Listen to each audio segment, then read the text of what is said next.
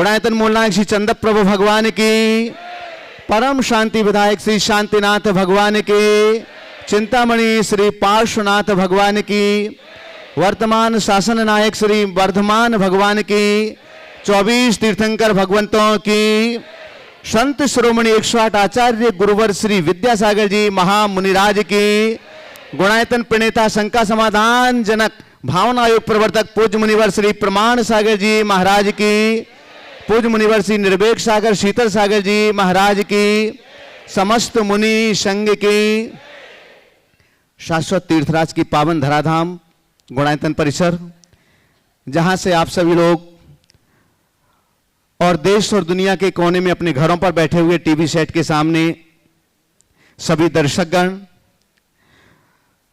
जो भी इस शंका समाधान के लोकप्रिय कार्यक्रम को पारस चैनल, जनवाणी चैनल और प्रामाणिक ऐप के माध्यम से देख रहे हैं, उन सभी का गुणायतन परिवार एवं श्री सेवायतन परिवार हार्दिक हार्दिक स्वागत एवं अभिनंदन करता है।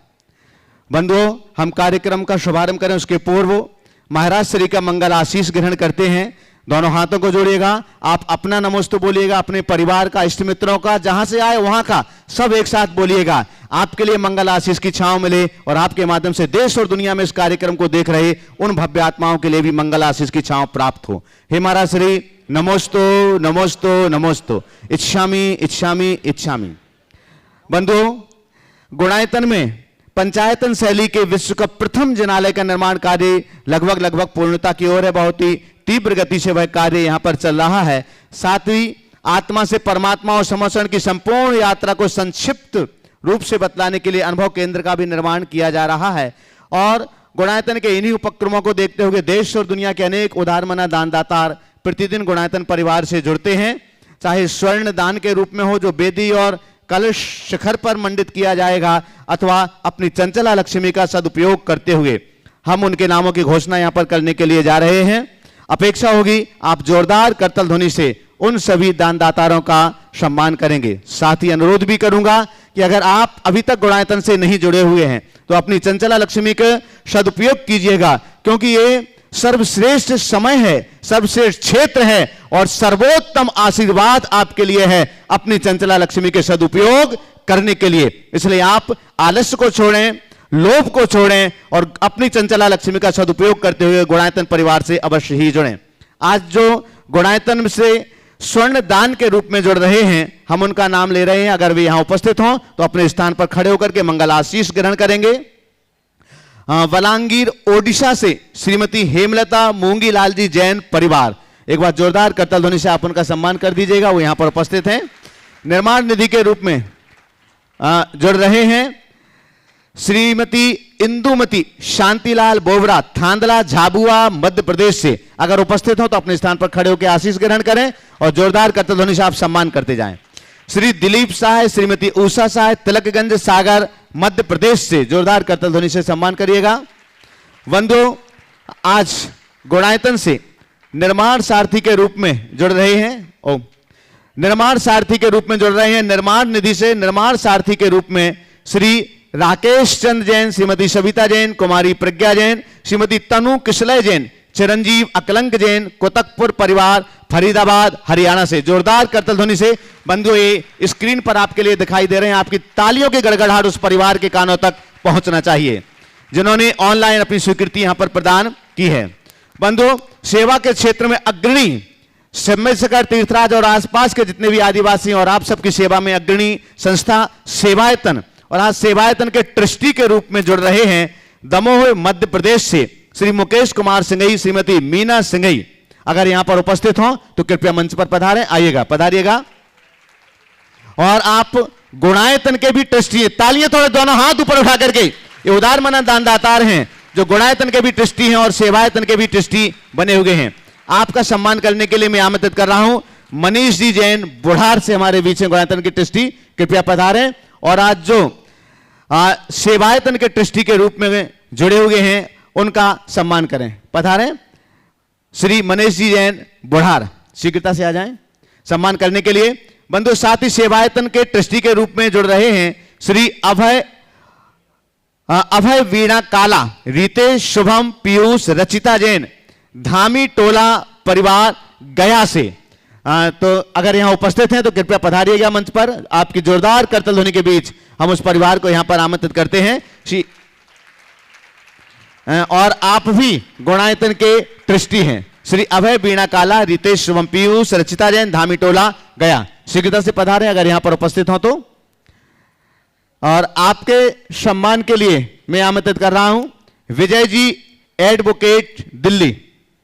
थोड़ा शीघ्रता करें अगर यहां पर हैं, आइएगा। आपके सम्मान के लिए आमंत्रित करता हूं विजय जी एडवोकेट दिल्ली से हमारे बीच हैं।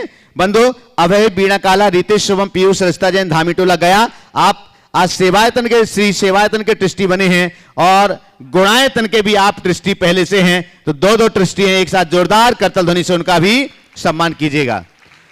बंधु मैं बहुत सम्मान के साथ यहां पर आमंत्रित कर रहा हूं आज जो गुणायतन से ट्रस्टी के रूप में, संस्थापक सदस्य के रूप में जुड़ रहे हैं श्री अरुण कुमार जी जैन, श्रीमती पुष्पा जैन। तालियों की अनवरत गड़गड़ाहट। अब वो आ जाएंगे, कोई बात नहीं, चलेगा। श्री अरुण कुमार जी जैन, श्रीमती पुष्पा जैन, श्री शुभम जैन, श्रीमती शिल्पी जैन, मोक्षित जैन, शामली उत्तर प्रदेश से अगर यहां पर उपस्थित हैं तो मंच पर पधारें। आज गुणायतन से संस्थापक एक बार आप पुनः पहुंच जाएं, एक बार पुनः पहुंचेगा अभय जी। बीणा जी आ गई हैं। हाँ, प्रेरणा स्रोत तो वही है। अभय जी यहां नहीं रहते लेकिन बीणा जी हमेशा चौका लगा करके दोनों काम यहां पर करते हैं। गुणायतन सेवायतन से ट्रस्टी के रूप में तो जुड़े हैं लेकिन आहार दान का सौभाग्य भी बीणा जी हमेशा प्राप्त करें। एक बार जोरदार करतल ध्वनि से चलेगा। बंधु आज जो संस्थापक सदस्य के रूप में जुड़े हुए हैं श्री अरुण कुमार जैन, श्रीमती पुष्पा जैन, श्री शुभम जैन, श्रीमती शिल्पी जैन, मोक्षित जैन, शामली उत्तर प्रदेश से, आपके सम्मान के लिए मैं आमंत्रित कर रहा हूं। हमारे बीच हैं राकेश जी गोधा, इंदौर से, गुणायतन के परम संरक्षक, कृपया पधारें। और साथ में सौरभ जैन, देवेंद्र नगर, गुणायतन के जो ट्रस्टी हैं, पधारेंगे। और आज जो गुणायतन से संस्थापक सदस्य के रूप में जुड़ रहे हैं उनका सम्मान करेंगे। शीघ्रता से आ जाएं संपूर्ण परिवार का। और आप लोग जोरदार करतल ध्वनि के बीच बंधु ऐसे उदार मना दानदाताओं का परिवार, दानदाता परिवारों का सम्मान कीजिएगा। एक बार पुनः मेरी अपेक्षा होगी कि आप भी इस सम्माननीय की श्रृंखला में अपने आप को सम्मिलित कीजिएगा ताकि आपके लिए भी गौरव हो सके कि हम उस परिवार से जुड़े हुए हैं जिस परिवार ने वास्तव में एक इतिहास की रचना की है और वह है गुणायतन परिवार। आइएगा बंधु, हम सीधे निवेदन कर रहे हैं आज प्रश्न के रूप में पूज्य श्री के श्री चरणों में श्री क्षुल्लक स्वरूप सागर जी महाराज कि वे अपना प्रश्न पूज्य श्री के श्री चरणों में रखें। मुनीत रह के चरणों में बारंबार नमोस्तु। मुनीत रह के चरणों में बारंबार नमोस्तु। महाराज श्री 10 लक्षण पर्व में बहुत सारे लोग ऐसे होते हैं जो शुद्ध भोजन करते हैं। ऐसे में शुद्ध दूध की व्यवस्था करना, मर्यादित सामग्री तैयार करना, इसमें सामान्य से अधिक समय लग जाता है। तो कुछ लोगों का कहना होता है कि 10 लक्षण पर विशेष रूप से धर्म करने के लिए आए हैं तो भोजन आदि में इतना समय देने की अपेक्षा स्वाध्याय करो, ध्यान करो तो ज़्यादा लाभ है। तो महाराज श्री इसमें ज़्यादा क्या सही है? भैया पहले तो ये बताओ, हम शुद्ध भोजन करते क्यों? शुद्ध भोजन करना धर्म है या अधर्म? शुद्ध भोजन करते हैं हिंसा से बचने के लिए और इंद्रिय पर संयम रखने के। तो हिंसा का परिहार और इंद्रियगत संयम, ये दोनों धर्म है या नहीं? बोलो, है ना? तो जो लोग कहते हैं कि 10 लक्षण दिन के 10 दिन हमें धर्म करने के लिए मिले हैं, ज़्यादा से ज़्यादा धर्म करना चाहिए, तो उन्हें ये समझना चाहिए कि शुद्ध भोजन करने में भी धर्म है, बल्कि शुद्ध भोजन करना मेरा पहला धर्म है, ऐसा समझो। शुद्ध भोजन करोगे तो शुद्ध भाव होंगे। स्वाध्याय में आपको क्या पढ़ाया जाता है? संयम का पाठ पढ़ाया जाता है कि नहीं? तो स्वाध्याय में संयम का पाठ पढ़ो और जीवन में असंयम का रूप दिखाओ तो क्या होगा? इसलिए ये कहना ठीक नहीं। हाँ, शुद्ध दूध नहीं मिलता, 10 दिन दूध मत लो। क्या बिना दूध के नहीं रह सकते? 10 दिन जब लोग निर्जल उपवास करके रह सकते हैं तो 10 दिन हम नीरस आहार करके भी रह सकते हैं। पेट को आधार दे दो। समय बचाना है तो संयम की रक्षा करके बचाओ, असंयम के साथ मत बचाओ, तो तुम्हारा धर्म होगा। जिस व्यक्ति को ऐसे अपने शुद्धि की क्रियाओं में समय की बर्बादी दिखती है, उसने अभी धर्म के मर्म को ही नहीं समझा। सच्चे अर्थों में उसका धर्म कागजी धर्म है। धर्म तभी सार्थक और सफल होता है जब तुम्हारी क्रियाओं में वो धर्म आए। तो अपने धर्म को क्रियाओं में उतारने का प्रयत्न कीजिए, जिससे अपने जीवन को आगे बढ़ाया जा सके। बाद में आइए बंधु, आपका सौभाग्य, प्रत्यक्षता आप यहाँ पर उपस्थित हैं। अभी तक आप टीवी के माध्यम से महाराज श्री को देखते होंगे, इस कार्यक्रम को देखते होंगे, लेकिन आज सौभाग्य आपके हाथों में है कि आप प्रत्यक्ष रूप से महाराज श्री के श्री चरणों में अपनी शंकाओं को रख सकते हैं और अपने मन को समाधित कर सकते हैं। और आपके माध्यम से देश और दुनिया में इस कार्यक्रम को देख रहे लोगों का मन भी निश्चितम तौर पर समाधित होगा। हम प्रथम प्रश्न के लिए आमंत्रित कर रहे हैं सौरभ जैन, देवेंद्र नगर, दृष्टि गुणायतन। इसके बाद में तैयार रहेंगे राकेश रजनी जैन, गोधा, परम संरक्षक, गुणायतन, इंदौर से। मुनि श्री के चरणों में बारंबार नमोस्तु और इच्छामी सभी क्षुल्लक महाराजियों के लिए।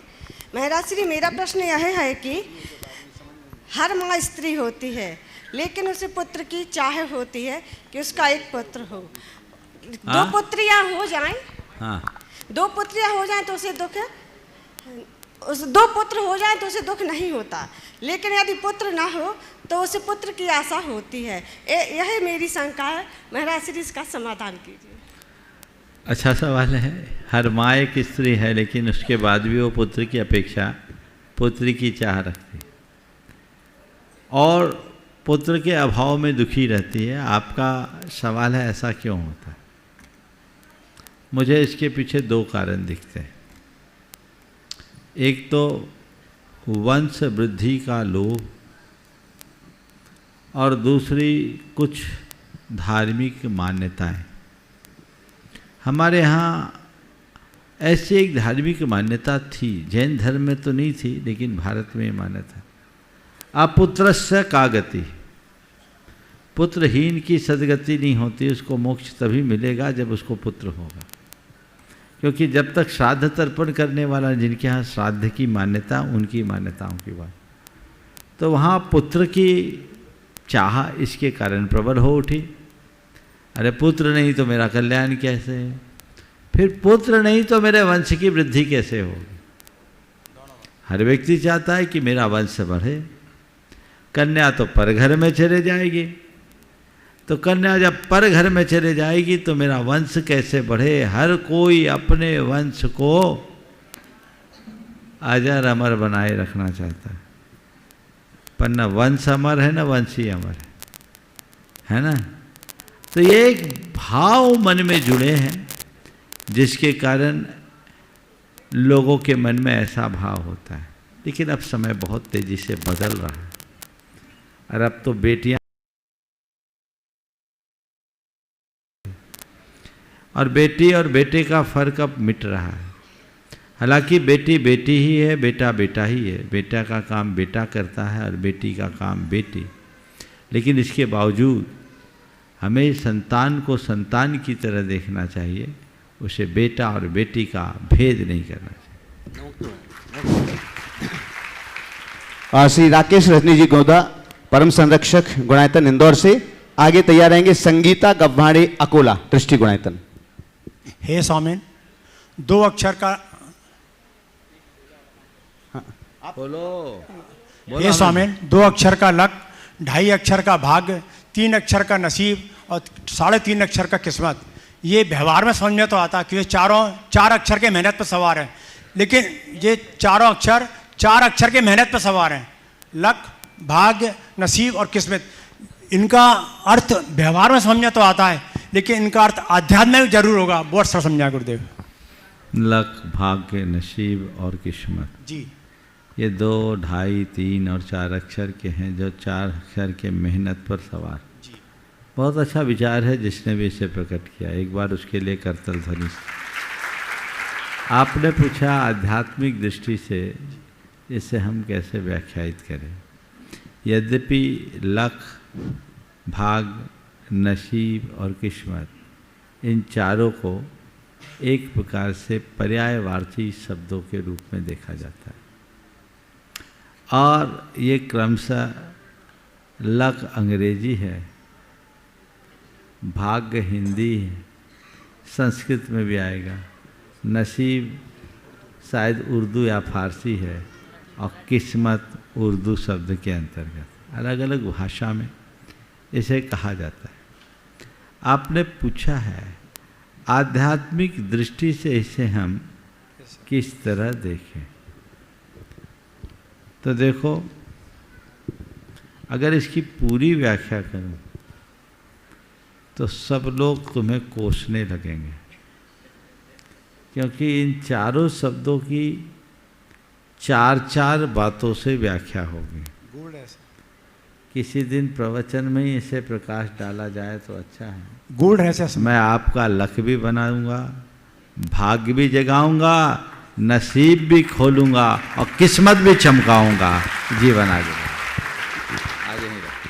नमस्ते गुरुदेव। संगीता कब्बाड़ी, अकोला। एक मिनट क्या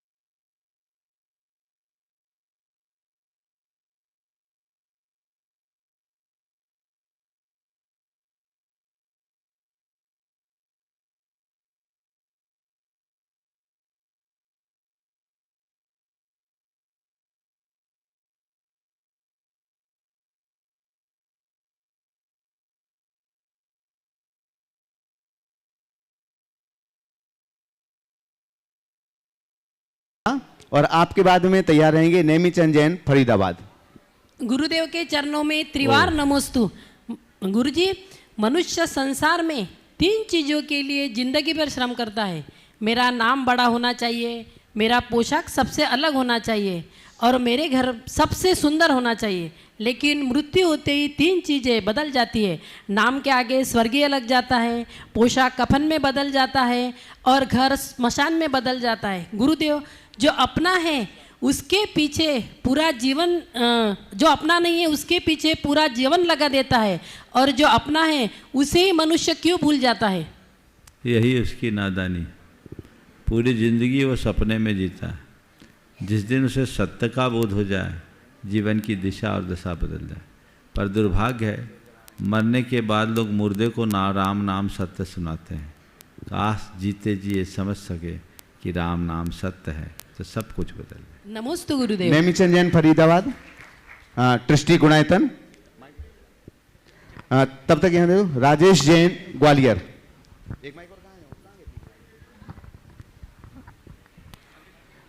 फिर एक बार अनुरोध करूंगा, जिनके भी नाम में लेता हूं समय से पहले खड़े हो जाएं, ताकि माइक आपके पास तक पहुंच सके और व्यवधान ना हो। बोले राजेश जैन, खड़े हो जाओ जल्दी से। दो नमस्तु महाराज जी, मेरे परिवार की तरफ से सादर नमस्तु। सभी चुल्लक केलक महाराज जी को इच्छामी। महाराज जी, मेरा प्रश्न ये है कि जो द्रव्य संग्रह की गाथा नंबर 8 में व्यवहारने से आत्मा व्यवहारने का करता है, और निश्चयने से निश्चयने का आत्मा का करता है। तो साथ में उसमें एक छंद ये भी जुड़ा हुआ है, जो शुद्धने से शुद्ध भावों का करता है। तो शुद्ध नय का क्या तात्पर्य है और शुद्ध भाव का क्या तात्पर्य, मेरे थोड़ा दिमाग से समझ में नहीं आ रहा था, इसलिए आपसे प्रश्न पूछा। देखिए, नए की विवक्षा, नए कथन करने का एक तरीका है, एक दृष्टिकोण। जो आत्मा के शुद्ध स्वरूप को विषय बनाता है उसको बोलते हैं शुद्ध नय, और सच्चे अर्थों में आत्मा का वही स्वभाव है और आत्मा उसका ही करता है जिसे केवल शुद्ध दृष्टि से जाना जाता है। व्यवहार ने आत्मा के विकारी भावों को अपना विषय बनाता है, इसलिए व्यवहार ने से जीव को सुख दुख का कर्ता माना जाता तो निश्चय ने और शुद्ध ने में कोई अंतर रहता है। है? एक ही राजेश जैन ग्वालियर आगे तैयार रहेंगे। प्रतीक वाकलीवाल रांची सेवायतन आरोग्य केंद्र। नमोस्तु गुरुदेव, नमोस्तु गुरुदेव, नमोस्तु महाराज जी। अभी अथिर संसार में सभी लोग दुखी हैं, फिर सुखी कौन? कोई तन दुखी, कोई मन दुखी, कोई धन बिन रहे उदास, दुखिया सब संसार है, एक सुखी राम का दास। चलिए आगे। नमोस्तु महाराज। प्रतीक वाकलीवाल रांची, इसके बाद तैयार रहेंगे श्री कपूर चंद जी कोटा। पूज्य गुरुदेव के चरणों में मेरे पूरे परिवार के सत सत नमोस्तु एवं इच्छा में महाराज श्री, अगर लोग अपने अच्छे भाव से किसी लोगों का अच्छा करना चाहे लेकिन हमेशा हमारे साथ कुछ ना कुछ उल्टा होते रहे, तो इससे अपने पाप का कर्म समझकर उसको चालू रखना चाहिए कि हमें किसी की सहायता करना ही छोड़ देना चाहिए। देखो, अच्छा करने के बाद भी कई बार बुरा हो जाता है, लेकिन ऐसी चीज़ों से मायूस नहीं होना चाहिए, घबराना नहीं चाहिए। ये सोचना चाहिए कि मेरा ऐसा कर्म है और ये सब इसलिए हुआ कि मैंने अच्छा करने वालों के विषय में बुरा सोचा। काश मैं अच्छा किया होता और अच्छा करने वालों के लिए अच्छा कहा होता तो मेरे साथ ऐसा नहीं हो। इसलिए जब कभी भी ऐसी स्थितियां बने, बिल्कुल घबराए बिना अपने आप को स्थिर रखना चाहिए, कर्म का उदय मानकर उसे स्वीकार करना चाहिए और दुगने उत्साह से अपने काम में लगना चाहिए। मोस्ट महाराज जी। श्री कपूर चंद जी कोटा, और इसके बाद में तैयार रहेंगे मनीष मोनिका दिया बुढ़ार दृष्टि गुणायतन। गुरुदेव नमोस्तु। आज मैं आपके समक्ष बहुत पीड़ा और दर्द भरी एक खबर लेके आया हूँ। वो ये है गुरुदेव, राष्ट्रीय स्मारक प्राधिकरण दिल्ली के द्वारा 22/8/2023 को एक सूचना प्रकाशित की गई। उसमें खजुराहो जो जैन मंदिर है हमारे, उसको अधिग्रहण करने की बात की गई। वो जबकि वो वहाँ के जो हमारे अतिशय क्षेत्र के जो परिसर में जो 15 मंदिर हैं, वो एक हमारी खुद की बाउंड्री वाल में है, और वो अतिशय क्षेत्र खजुराहो का राष्ट्रीय जो हमारा जो अभिलेख है राजस्व विभाग का, उसमें हमारे नाम से स्वामित्व और आधिपत्य दर्ज है। अब इसके लिए हमें क्या करना चाहिए गुरुदेव? देखिए, जो बात आपने कही है ये बात बहुत गंभीर है। खजुराहो हमारी एक बहुत बड़ी धरोहर है, वो हमारा अतिशय क्षेत्र है, वो हमारा परम पावन तीर्थ है, और ये बात भी अच्छी है कि देश ने उसे वर्ल्ड हेरिटेज के रूप में रखा है, स्वीकार किया है। दुनिया भर के लोगों की उसमें दृष्टि होती है। इस दृष्टि से क्षेत्र को संरक्षित किया जाना बुरा नहीं है, लेकिन क्षेत्र के संरक्षण के नाम पर उसकी पूजा अर्चा में व्यवधान होना, उसके प्रबंध और व्यवस्थापन में दखल देना कतई उचित नहीं। ये जो नोटिस जिसका आपने उल्लेख किया, मेरे भी संज्ञान में वो आया है। मुनि श्री अभय सागर जी के महाराज के माध्यम से मेरे पास ये संदेश आया। मैंने उनके पूरे संदेश को पढ़ा, शायद सारे सोशल मीडिया में वो जारी। आप सबसे मैं कहूँगा, इसका पुरजोर विरोध करना चाहिए। आगामी 21 सितंबर तक सरकार ने इस पे आपकी आपत्ति मंगाई है। आज ही जितने लोग सुन रहे हैं, अभी उसका पूरा डिटेल आपको यहाँ से उपलब्ध कराया जाएगा, उसको आप, और इसे मैं चाहूँगा प्रमाणिक ऐप में भी आज ही तुरंत डाल दीजिए, अभी कार्यक्रम चलते में उसमें इसकी पूरी सामग्री होगी, और आप वेबसाइट में भी डाल दीजिए। तो हाँ, दोनों चीज़ों में उपलब्ध होगी, और आप लोग इसे तुरंत डाउनलोड करके दुनिया में जितने लोग देख सुन रहे हैं, सरकार के पास जाकर इसकी तत्काल आपत्ति दर्ज कराएं और कहें हम इस चीज़ को स्वीकार नहीं कर सकते। सरकार को चाहिए कि आज संरक्षण के लिए हमारी बहुत बड़ी विरासत है जो खुले आसमान के नीचे पड़ी है, उन्हें संरक्षित करे। जो तस्करों के हाथ में लग रही है उन्हें संरक्षित करे। ये कोई स्मारक नहीं, हमारे पूजा स्थल है, श्रद्धा के आयतन है। हमें पूजा अर्चा का अधिकार दें। जहाँ हमारे मुनियों का, जहाँ हमारे साधुओं का, जहाँ हमारे त्यागियों का नित्य चातुर्मास होता, आवागमन होता है, जहाँ हमारे विद्वान जन अपने शोध खोज करते हैं, जहाँ श्रद्धालु आकर के नित्य पूजा अर्चा करके अपने जीवन का उत्थान करते हैं, ऐसे स्थान का इस तरह से अधिग्रहण या जो कुछ भी सरकार करने जा रही है, ये प्रस्ताव कतई स्वीकार नहीं करना चाहिए। और जितने भी लोग आज इस कार्यक्रम को देख सुन रहे हैं, तुरंत पहला काम जो आपको अभी पूरी विशेष जानकारी दी जाएगी, वो पूरी जानकारी जो अभय सागर जी महाराज के माध्यम से यहाँ आई है, वो लोगों तक पहुँचाइए और प्रमाद छोड़ करके इस कार्य में लगे। सरकार का जो भी दृष्टिकोण होगा, लेकिन ये हमारे धर्म हित, समाज हित और संस्कृति हित में नहीं है, इसलिए हमें इसे स्वीकार बिल्कुल भी नहीं करना है। ये हमें सरकारों को बता देना। जो भी सरकारी निर्देश है, मुझे उसकी पूरी जानकारी नहीं है क्योंकि मैंने उसे ढंग से पढ़ा नहीं है, लेकिन इसका निषेध आपको करना, आपको अपनी ओर से आपत्ति दर्ज करनी है और प्रत्येक व्यक्ति अपने व्यक्तिगत ईमेल के माध्यम से इन्हें मेल करे, व्हाट्सएप करे या जो भी माध्यम है उस माध्यम से उनके तक पहुंचाए। आपका एक संदेश हमारी एक बहुत बड़ी धरोहर को सुरक्षित करेगा।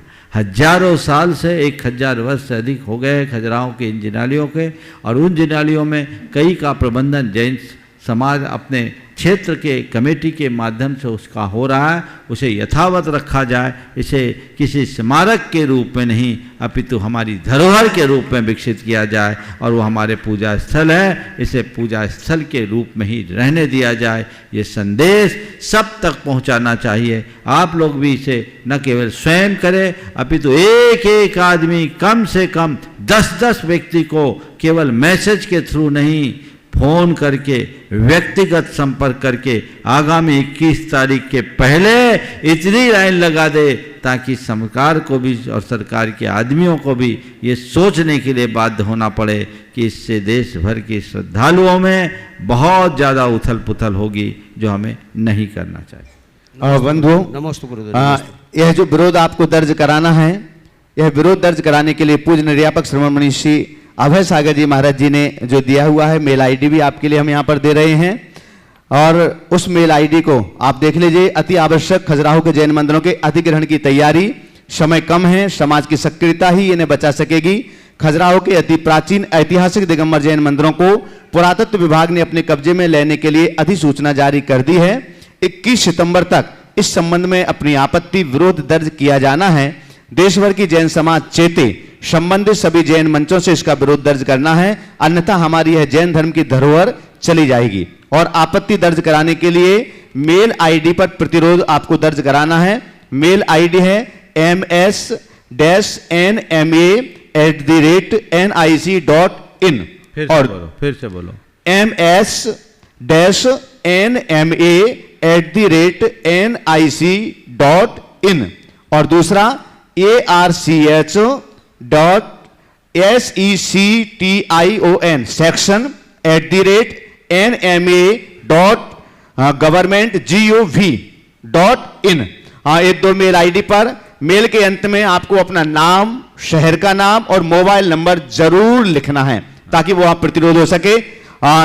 बहुत बहुत महाराज श्री के श्री चरणों में हम नमोस्तु करते हैं कि उन्होंने इतनी कृपा की और ये संदेश सभी संघों तक भेजे। क्या प्रतिरोध करना है वो भी बताओ। ये आपको सब प्रमाणिक ऐप में उपलब्ध हो जाएगा और व्हाट्सएप और अन्य माध्यमों से भी आपको उपलब्ध होगा। जो सामग्री है वो पूरी सामग्री आपको अविकल अपने अपने नाम से आज ही प्रसारित कर देना चाहिए। 21 तारीख में अब ज़्यादा दिन नहीं बचे, आज 17 तारीख हो गई है, तो जो भी है 3 दिनों में आपकी इतने ज़्यादा आपत्तियां जानी चाहिए ताकि शासन के लोगों को भी सोचने के लिए मजबूर होना पड़े। हमारे मंदिरों को अधिग्रहित कर लेने का मतलब है जिस मंदिर में हम पूजा अर्चा करते हैं, अभिषेक बंदन होता है, ध्यान आराधन होता है, वो मंदिर भी सरकारी हो जाए। ये कैसे स्वीकार किया जाएगा? मंदिर तो हमारे भगवान का मंदिर है, उस पर किसी सरकार का अधिग्रहण हो ही नहीं सकता। हमें इसे कतई स्वीकार नहीं करना है। इसके लिए हमें चाहे जिस स्तर पर विरोध करना पड़े, विरोध करने के लिए तैयार रहना चाहिए। और हम कोशिश करते हैं मेल आईडी, जो दोनों मेल आईडी है वो नीचे चैनल के नीचे उसकी पट्टी चल सके। तो मनीष मोहन का दिया बुढ़ार, ट्रस्टी गुणायतन। आगे तैयार रहेंगे विनोद जी गोटेगांव। पूज्य निर्यापक श्रमण मुनि श्री प्रशांत सागर जी महाराज जी के गृहस्थ परिवार। गुरुदेव नमोस्तु गुरुदेव। गुरुदेव मेरी शंका है, क्या कर्म हमारे जीवन का करता है या हमारा जीवन कर्म का करता है? इसमें ज़्यादा शक्तिमान कौन है? कर्म भी हमारे जीवन का करता है और हम भी कर्म के करता है। दोनों में परस्पर निमित्त नैमित्तिक संबंध। कर्म का जैसा उदय होता हमारे वैसे भाव होते हैं, वैसे जैसे भाव होते हैं वैसा हमारा कर्म बनता है। दोनों चीज़ें एक दूसरे के साथ जुड़े हुए हैं। इसमें जो जाग जाए उसका ही भला। नमोस्तु गुरुदेव। श्री विनोद जी गोटेगांव पूज्य निर्यापक श्रमण मुनि श्री प्रशांत सागर जी महाराज जी के गृहस्थ परिवारजन, और इसके बाद में तैयार रहेंगे पुष्पा जी शौगानी जयपुर। नमोस्तु महाराज जी। मेरी शंका है कि तीसरी प्रतिमाधारी शिखर जी की वंदना करते हैं तो सामायिक मानी जाएगी या अलग से सामायिक करनी चाहिए? सामायिक करके वंदना करो ना, और ऊपर जाके सामायिक कर लो। नीचे से चढ़ो तो अब 2 बजे चढ़ो, 1 बजे चढ़ो, तो उसका भी फार्मूला है। 1 बजे भी चढ़ते तो चोपड़ा कुंड या गंधर टोक में जाके थोड़ी एक सुबह की सामायिक कर लो।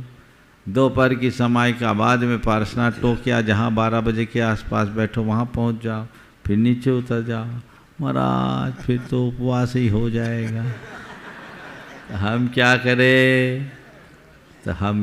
यद्यपि वो धर्म ध्यान है, फिर इसका यही उपाय है, जितनी सामायिक छूटे नीचे आने के बाद उतने उत्कृष्ट सामायिक करो।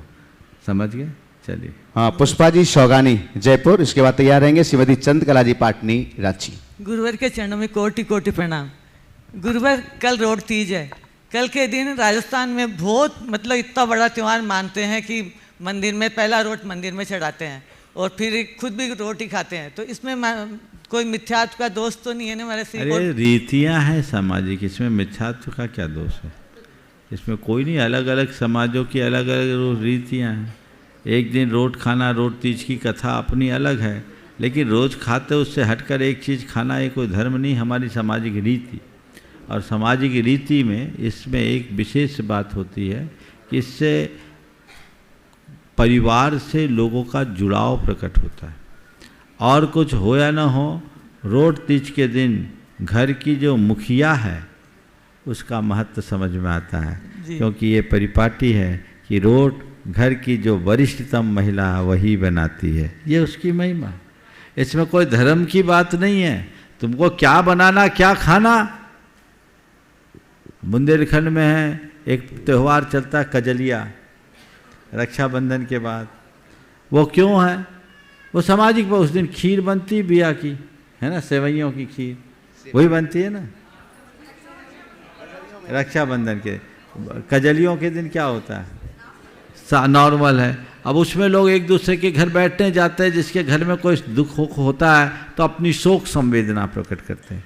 तो ये अलग अलग क्षेत्रों में अलग अलग त्यौहार है, रीतियाँ हैं। इन रीतियों को बनाए रखना चाहिए। इससे सभी समाज की सामाजिक पहचान होती है। कतिपय लोग जो इन रीतियों का महत्व नहीं जानते, इनका निषेध कर देते हैं और आजकल किसी भी क्रिया को मिथ्यात्व बता देते हैं। अरे रोट खाना धर्म मानोगे तब ना मिथ्यात्व है, लेकिन रोट खाना एक अवसर मानो तो क्या मिथ्यात्व? रोटी खाओ चाहे रोट खाओ। और हम तो समझते हैं तीज को रोट इसलिए खाते हैं कि चौथ के बाद पंचमी से तो फिर हिसाब बराबर कर लो। तो इसमें क्या है? सर्वम ही खलु जैनानाम प्रमाणम लौकिको विधि यत्र सम्यक तो हानि न च व्रत दूषणम। जैनियों को वो सारी विधियां प्रमाणिक है, लौकिक विधियां सब प्रमाणिक है, जिसमें सम्यक की हानि नहीं और व्रत में दूषण नहीं। इसलिए इसको इस तरीके से कहते उचित नहीं है। न तो इसको बहुत बड़ा धर्म मानना, धर्म नहीं है, ये सामाजिक रीति है, इसमें सामाजिक पहचान है। और इसलिए कोई व्यक्ति कहीं हो, उसकी कोशिश होती है कि आज रोट तीज है, मैं अपने घर जाऊं। अपने जड़ से जुड़े रहने का इससे अच्छा मौका कहाँ मिलेगा? तो जिस समाज की जो रीतियां और परिपाटियां हैं उनको बरकरार रखना चाहिए, तभी हम अपनी संस्कृति के प्रवाह को आगे बढ़ा पाएंगे। कुरीतियों का अंत होना चाहिए। लेकिन सुधारवाद के नाम पर अपनी रीतियों को भी भूल जाए तो अपनी पहचान खो देंगे। इसलिए मैं एक समाज की बात नहीं कर रहा हूँ, सर्व समाजों को कह रहा हूँ। और सोमदेव सूरी की इन पंक्तियों को ध्यान में रखना। सर्वम ही खलु जैनानाम प्रमाणम लौकिको विधि यत्र सम्यक्त हानिर्ना न च व्रत दूषणम। नमस्ते नरसिंह। श्रीमती चंद्रकला जी पाटनी रांची। आगे तैयार रहेंगे संजय कुमार जैन कटनी। मेरी तरफ से जगत के सब्जियों की तरफ से दोनों मुनिराजों के चरणों में नमोस्तु। एलक जी महाराज, छुल्लक जी महाराज के चरणों में इच्छामि। महाराज श्री, आप और तुम में बहुत फर्क होता है। आप में कुछ भी बयान नहीं होता है और तुम में बहुत कुछ दिल खोल करके रख देते हैं। तो आप में क्या पराया हो जाता है और तुम में क्या अपना हो जाता है? आप में सब कुछ बयान ही होता और तुम में दिल खोल दिया जाता है। आपने पूछा आप और तुम में क्या फ़र्क होता है? अगर मुझसे कहो तो उतना ही फ़र्क होता है जितना बाप और माँ में होता है। कोई अपने बाप को तुम नहीं कहता, पर माँ को तू कहने में कोई ऐतराज नहीं होता। पिता को सब आप ही कहेंगे, लेकिन माँ को तुम में अपनत्व का भाव अधिक है और तुम शब्द का प्रयोग उसके लिए किया जाता है जिनसे हमारा नैकट्य होता है। यद्यपि हमारे जीवन में, हमारे जीवन के निर्माण में माँ की तरह पिता का भी महत्वपूर्ण स्थान होता है, लेकिन फिर भी माँ से निकटता ज़्यादा होती है, पिता से कम, क्योंकि पिता हमारे मस्तक है और माँ हमारा हृदय है। दोनों में थोड़ा अंतर तो होगा। तो ये अंतर दोनों का समझकर चलना चाहिए। संजय कुमार जैन कटनी। संजय जैन पथरिया, कुबेर परिवार। हो गया। चलिए, संजय सिंगनाले वस्तवाड़ कोल्हापुर महाराष्ट्र। और हमारा अनुरोध है कि आपका प्रश्न थोड़ा बड़ा है तो उसे संक्षेप करके रखिएगा। आपके बाद में तैयार रहेंगे कांता जैन जबलपुर। नमस्ते महाराज जी। मैं संजय सिद्धनाळे बसवाड़ कोल्हापुर से हूँ। महाराज जी, आचार्य श्री का गांव सदलगा हमारे गांव से सिर्फ 16 किलोमीटर दूरी पर है। हमें गर्व होता है, अभिमान भी होता है कि आचार्य श्री दक्षिण की है, लेकिन साथ में मन में पीड़ा भी होती है कि आचार्य श्री का विहार अभी तक दक्षिण की ओर नहीं हुआ है। पिछले साल विहार होते होते शिरपुर में चातुर्मास हुआ। हमें लग रहा था कि चातुर्मास के बाद विहार दक्षिण की ओर हो जाएगा, लेकिन हुआ उल्टा ही। विहार दक्षिण की ओर नहीं हुआ। आचार्य श्री का विहार दक्षिण की ओर हो जाए, इसलिए ब्रह्मचारी तात्या भैया के नेतृत्व और मार्गदर्शन में हर साल पद यात्रा निकालते हैं। महाराज जी, आप गुरु की मन की बात, थोड़ी थोड़ी बात आपको मालूम होगी कि विहार दक्षिण की ओर क्यों नहीं हो रहा है। ओम देखिए, आपका से तो मैं समझ गया। मैं क्या आप सब समझ अभी मूल प्रश्न तो उनका रह गया। भावना योग की कमांड आप ऐसी कोई बताएं जिससे मैं आ रहा हूं, मैं समझ गया। तो मैं आप सबसे कहता हूं, ये भावना केवल दक्षिण के लोगों की नहीं है, मैं समझता हूं यहाँ के हर व्यक्ति की होगी, है कि नहीं? सब भावना भाव कि गुरुदेव दक्षिण की ओर जाए। लेकिन मुझे एक बात समझ में आती कि गंगा गंगोत्री से निकली है तो गंगा सागर ही जाती, लौटती नहीं। अब गंगा को उतारने के लिए तो भगीरथ आ गया। एक भगीरथ की तपस्या से वो भागीरथी गंगा जैसी लोक मान्यता है, स्वर्ग से उतर आई। तो स्वर्ग से उतारने के लिए तो भगीरथ आया, गंगा को धरा पर बहाया। अब गंगा को वापस गौरी शंकर तक पहुंचाने के लिए मेरे ख्याल से कोई भगीरथ नहीं आएगा, क्योंकि उसे पता है अगर कोई भगीरथ ऐसी तपस्या करके गंगा को लौटाएगा तो पूरी धरती सूख जाएगी।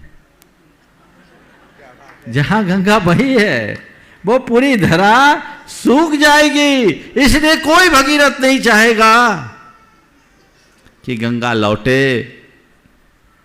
अब बिना ऐसे भगीरथ के गंगा के साथ कोई व्यवस्था नहीं, तो उसका उपाय क्या है?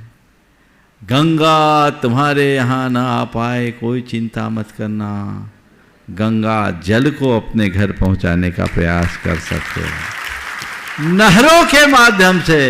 और बहुत सारी नहरें गई है, अभी भी वहाँ बह रही है कि नहीं? है तो वही गंगा का जल। और गंगा को अपने से दूर महसूस मत करना, क्योंकि धारा अनवरत जारी है। गंगा तुम्हारे यहाँ बहे बहुत अच्छी बात है, न बह पाए तुम गंगा में बह जाओ और अपने जीवन को बिल्कुल तार लो, ये प्रयास करो।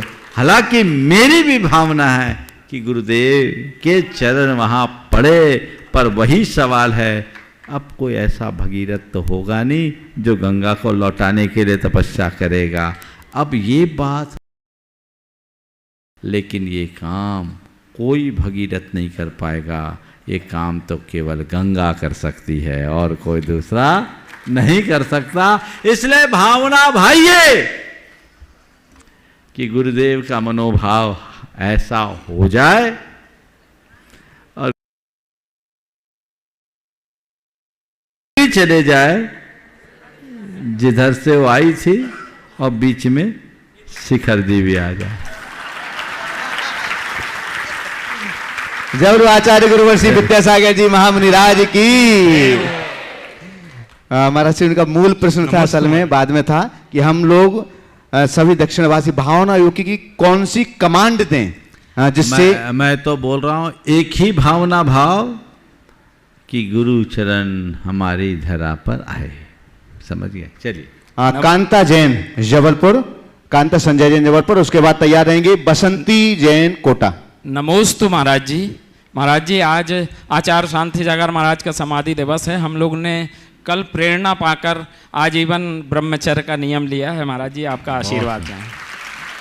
महाराज जी, पंचायत सभा से एक समाधान चाहूँगा। महाराज जी, हमने मुस्लिम समाज में देखा है कि वहाँ मोहल्ला पंचायत होती है, जो घर के झगड़े और प्रॉपर्टी के झगड़े जो हैं वो वहीं निपटा के अदालतों से बचाती है। तो ऐसी ही हमारी पंचायत सभा क्या कर सकती है कि कुछ लोगों की कमेटी बनाए? बिल्कुल कर सकती, बशर्ते पंचायतें अपनी पंचायतें कम कर दें। जी, नमस्ते। दुर्भाग्य है, मुझे आपके जबलपुर की तो नहीं पता, पर ज़्यादातर पंचायतें दूसरी पंचायतों में उलझे रहती है। वो समाज को आगे बढ़ाने के लिए सोचने लगे तो ये सब चीज़ें हो सकती। नमोस्तु महाराज। बसंती जैन कोटा, और इसके बाद तैयार रहेंगे सुरभि जैन मुंबई। हे गुरुवर, नमोस्तु नमोस्तु नमोस्तु। जीवन और मृत्यु दोनों ही सत्य है, तो क्या बीच का सारा जीवन ब्रह्म जाल है या कर्मों का जाल है जिससे आत्मा को गति की प्राप्ति हो? बिल्कुल, जीवन भी सत्य है, मृत्यु भी, जन्म और मरण के बीच का जो है वो ब्रह्मजाल का विस्तार है। जो इस सत्य को समझ लेता है वो जन्म मरण से ऊपर उठ जाता है। चलिए। हाँ, सुरभि जैन मुंबई, और इसके बाद में तैयार रहेंगे सपना सिंघई महरोनी। समस्त मुनि संघ को नमोस्तु। महाराज जी, मेरा शंका यह है कि कई बार मजबूरी में हमें ऐसे लोगों का साथ लेन देन करना पड़ता है जिन्हें हम जानते हैं कि ये हमारे द्वारा दिए गए धन का उपभोग अभक्ष वस्तुओं का उपभोग करने में करेंगे या गलत गतिविधियों में ही करेंगे। जैसे डोली वाले, जो हमें पता है कि वो रात में शराब पीते हैं, या बहुत सारे फल सब्जी वाले हैं जो मांसाहार का उपभोग करते हैं। तो फिर हम इन सब से कैसे बचें? मतलब हमारी मजबूरी भी होती है। देखिए, अगर आप उसको कहते हैं शराब पी लेना, मांस खा लेना, और शराब पीने और मांस खाने के लिए पैसे दे रहे हो, तो आपको बड़ा पाप। पर आप कोई सौदा लिए हो या आप किसी से कोई काम किए हो, उसको उसके एवज में उसकी मजदूरी या उसका दाम दे रहे हैं, तो इसमें पाप नहीं है। अन्यथा तो बड़ा गड़बड़ हो जाएगा। हाँ, फिर तो अपने आप को बहुत सीमित रखना पड़ेगा। वही बात है। हाँ, तो इसलिए ज़्यादा दिमाग लगाना ठीक नहीं। चलिए। सपना सिंघई महरोनी, और इसके बाद तैयार रहेंगे खुशी सेठ पारसोला। महाराज श्री के चरणों में मेरी नमोस्तु नमोस्तु नमोस्तु। छुल्लक जी के चरणों में इच्छामी इच्छामी इच्छामी। हे महाराज श्री, जीवन में बहुत सी ऐसी विपरीत परिस्थितियां भी आती हैं, उस समय हम अपने आप को संयमित किस प्रकार रखें, कृपया मार्गदर्शन करें। एक बार इस विषय में मार्गदर्शन दिया है, पिछले वीडियो को देख ले। चलिए। हाँ, खुशी शेख पारसोला। आगे तैयार रहेंगे श्रीमती सुनीता जैन सागर। नमोस्तु गुरुदेव। हर नया कर्म करते समय मन में पहले शंका उत्पन्न होती है और उसके बाद भी भय उत्पन्न होता है, ऐसा क्यों? इसलिए कि आत्मविश्वास की कमी होती है और सोच में नकारात्मकता हो। जिनका आत्मविश्वास कमजोर होता है उनके मन में शंका आती है, जिनकी सोच नकारात्मक होती है उनके मन में भय होता है। आत्मविश्वास से भरो, सोच को सकारात्मक बनाओ। नया काम आते समय ये प्रतिक्रिया काम कैसे होगा, ये नकारात्मकता का द्योतक है, और काम कैसे करना है ये सकारात्मकता का प्रतीक है। अब ये मत सोचना कैसे होगा, ये सोचो कैसे करना है। जो कैसे करना है इस पर विचार करते हैं वे ही काम को अंजाम दे पाते हैं। कैसे होगा इस सोच में तो घबराहट आती। हाँ, श्रीमती सुनीता जैन सागर। और इसके बाद मैं निवेदन करूंगा, अनुरोध पूज्यवर मुनिश्री निर्वेक सागर जी महाराज जी के पावन चरणारविंद में, अभी पर्याप्त समय है अभी, इसलिए पूज्यवर मुनिश्री निर्वेक सागर जी महाराज जी के पावन चरणारविंद में अनुरोध करूंगा। महाराज जी को नमोस्तु, एलक छल्लक जी को इच्छा में। मेरा प्रश्न है महाराज जी, बंधन एक ऐसा शब्द है जो किसी को पसंद नहीं है, पशु पक्षी को भी पसंद नहीं है, परंतु मनुष्य बंधन रखकर अपने आप को सुखी मानता है, पर वो भी दुखी है, ऐसा क्यों? देखिए, बंधन तो सच्चे अर्थों में मनुष्य भी पसंद नहीं करता, लेकिन उस बंधन को जिसको बंधन मानता है, जिसको मनुष्य बंधन मानता है उस बंधन को पसंद नहीं करता। आपको हथकड़ी लगाए पसंद करोगे क्या? नहीं। बेड़ियाँ में बांधे पसंद करोगे क्या? नहीं। छोड़ दो, ये रिस्ट्रिक्शन लगा दे कि इस हॉल से आपको बाहर नहीं जाना, पसंद करोगे क्या? जो बंधन दिखता है वो स्वीकार नहीं होता, लेकिन जिस बंधन को मनुष्य बंधन समझता ही नहीं उसे स्वीकार कर लेता है। आप दोनों का जो जोड़ी बंधन है ये स्वीकार किया है, ये बंधन नहीं, आपने गठबंधन किया है। और ये गठबंधन की सरकार चल रही है, जब तक चल रही है तो चलेगी। जिस दिन ये बंधन लगने लगेगा उसी दिन मुक्ति का प्रयास होगा। अब लगने लगा, विडंबना है, अब लगने लगा, वो आखिरी में लगता है, बाद में तब तक समय निकल जाता है। अब वो सोचते तो हैं। एक व्यक्ति अपनी धर्मपत्नी के साथ पार्क में गया, 20 वर्ष बाद वो पार्क में गया।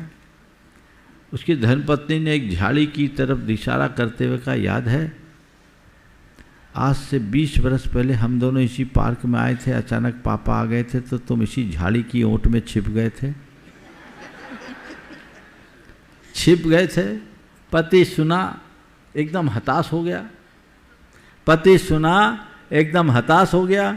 बोले, इसमें हताश होने की क्या बात, तुम्हें तो खुश होना चाहिए कि छिप गए थे तो बच गए थे। बोले, नहीं, मैं इसलिए तो दुखी हूँ, काश वो देख लेते तो आज मैं आज़ाद होता। तब तक बहुत देर। यहाँ तो ढोल बाजा बजा करके बंधन स्वीकार करते हैं, बैंड बाजा के साथ बंधन स्वीकार करते हैं। इसको बंधन मानता कहाँ है कोई? बंधन वही है जो अंदर से स्वीकार्य हो कि ये बंधन है। हाँ, पूज्यवर मनीषी निर्वेक सागर जी महाराज जी के श्री चरणों में नमोस्तु पूर्वक निवेदन। और इसके बाद तैयार रहेंगे धन्ना लाल जी जैन मंडी बामोरा। मुनिश्री को नमोस्तु करते हुए, यदि हम दिशाओं की अपेक्षा से भारत को 2 दिशाओं में देखें तो एक उत्तर भारत है तो दूसरा दक्षिण भारत है।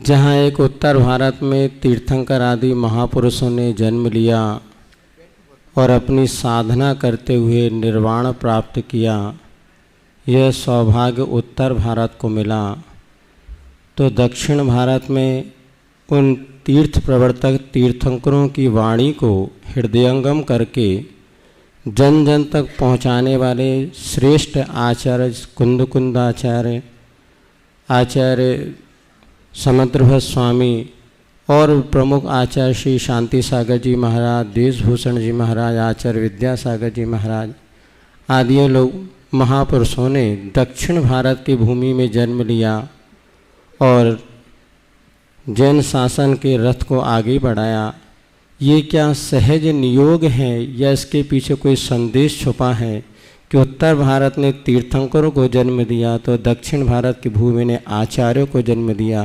एक ने धर्म तीर्थ का प्रवर्तन किया, दूसरों ने उस वाणी को जन जन तक पहुंचाने का उपकार किया।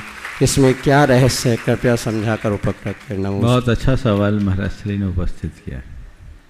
ये सच है कि समस्त तीर्थंकर भगवंतों का जन्म उत्तर भारत की धरा पे हुआ और उत्तर भारत में धर्म जन्म लेकर उन्होंने संपूर्ण आर्यावर्त में धर्म का प्रवर्तन किया। जहाँ तक आचार्यों के दक्षिण भारत में जन्म लेने का सवाल है, जब हम गहराई से विचार करते हैं तो मुझे इसमें एक अलग बात नज़र आती। उत्तर भारत में तीर्थंकरों का जन्म हुआ,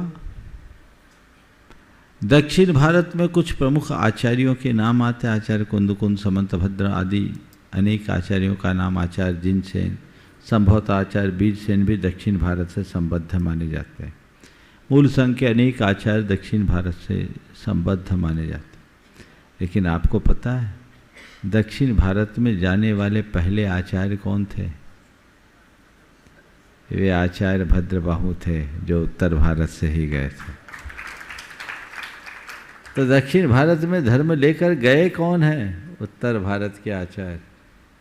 आचार्य भद्रबाहु उत्तर भारत में थे। आचार्य चंद्रगुप्त, जिन्हें हम विशाखाचार्य के नाम से जानते हैं, वो उत्तर भारत में।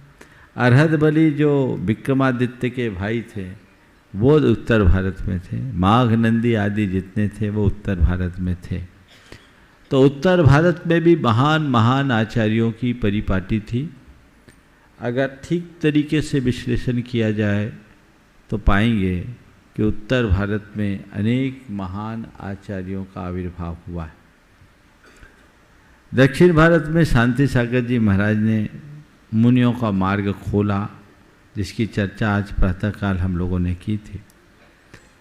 पर शांति सागर जी के बाद बीज सागर जी, शिव सागर जी दक्षिण की ओर हुए, पर उसके बाद इधर धर्म सागर जी, ज्ञान सागर जी तो उत्तर में ही हुए। तो उत्तरा दक्षिण तुल्या जैसा दिखता है, समझ गए। पर हाँ, आज दक्षिण में धर्म भीरुता है और हमारी संख्या भी बहुत है।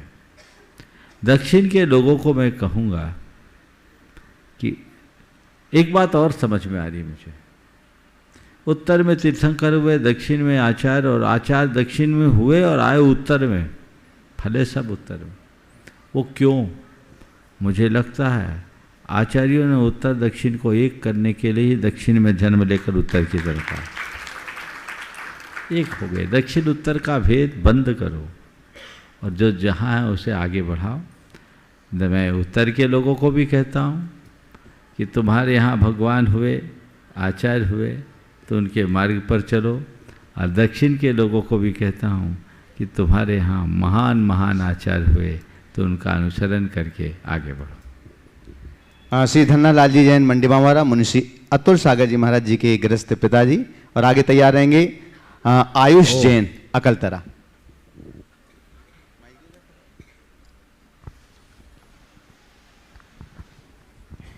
नमोस्तु महाराज जी। महाराज जी, साल में 3 बार अष्टांग का पर्व आते हैं और उन पर्वों में हम सिद्ध चक या इन विधान समूह विधान वगैरह करते हैं। जब सामूहिक होता है तब तो वो मानव करते हैं, और जब सामूहिक नहीं होता तो हम अलग से थाली में ही करते हैं, विसर्जन कर देते हैं। तो उसमें कुछ लोग कहना है कि ये ठीक नहीं है। नहीं, आप सामूहिक करें, मांडना से करें, अच्छी बात है। अकेले भी मांडना में कर सकते हैं, और कदाचित नहीं कर पाओ तो उसको अपनी पूजा मान लो, बुरा नहीं। चलिए, आयुष जैन अकुलतरा, और उसके बाद में शौका सन्मति योगारे और उनके सभी साथी। मेरे उपकारी गुरुदेव को नमोस्ते नमोस्तु नमोस्तु, शुल्लक जी को इच्छामी इच्छामी इच्छा। महाराज जी, मेरा प्रश्न ये है कि घर में बच्चा कोचिंग क्लास लेता है, वहाँ हर प्रकार के बच्चे आते हैं पढ़ने, और जैसे बच्चों के पेरेंट्स लोग मछली पालन या मुर्गी पालन का व्यापार करते हैं, तो उन बच्चों से फीस लेनी चाहिए, उनको पढ़ाना चाहिए कि नहीं पढ़ाना चाहिए? ये वही सवाल है जो थोड़ी देर पहले बहन जी ने किया। चलिए आगे बढ़िए। नमस्ते महाराज। चलिए सन्मति उगारी और उसके बाद में तैयार रहेंगे अरिहंत जैन ढाना सागर। नमस्तु गुरुवर, नमस्तु गुरुवर, नमस्तु गुरुवर। जल्दी करें सी। सिद्ध क्षेत्रावरी कुंतलगिरीला चालला मुनींचा समाधी सोहळा, चालला मुनींचा समाधी सोहळा, दृष्टी दोष येता शांती सागरानी, घेतली संलेखना जीन समाधी, कोण थांबवी त्या आत्मनिश्चयास, चालला मुनींचा समाधी सोहळा। अपना सवाल कर लीजिए। शांति सागर जी महाराज की बहुत अच्छी स्तुति गा रहे हैं, हम लोगों ने सुबह गुणगान कर लिया। कोई सवाल है तो जल्दी कर लीजिए, जल्दी। महाराज जी, मेरी शंका है, बार बार ऐसे मन में आता है, हम सब करते हैं, अभवी जीव तो नवग्रह के ऊपर ही जा सकते हैं, लेकिन हम ये सब हमें मिला है, अब हम 8वीं प्रतिमा भी धारण कर लिए, लेकिन भव्य की पहचान अपने मन में कैसी, ऐसा पक्का विश्वास होना चाहिए कि मैं भव्य। दिव्य ज्ञानी का ही विषय है, दिव्य ज्ञानी ही बता सकते हैं कि हम भव्य हैं या नहीं। लेकिन आचार्य सोमदेव सूरी ने भव्य जीव की एक स्थूल पहचान बताई। तत्प्रति प्रीति चित्तेन येन वार्ताप ही श्रुता निश्चितम स भवेद भव्य भावी निर्वाण भागिन। जो भगवान की वाणी को प्रीतिपूर्वक सुनता है, समझ लो भव्य है। तो जिनवाणी और गुरुवाणी सुनने में उत्साह बना है तो मान लेना हम भव्य हैं। बोलिए परम पूज्य आचार्य गुरु श्री विद्यासागर।